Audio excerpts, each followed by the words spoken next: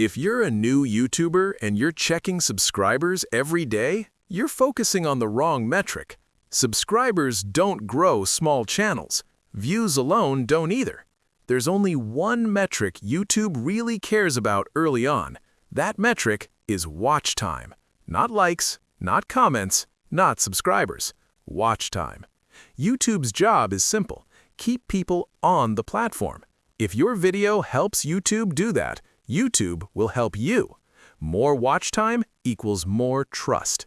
Most beginners obsess over subscriber count, refresh analytics every hour, panic when views are low, but none of that tells YouTube your video is valuable.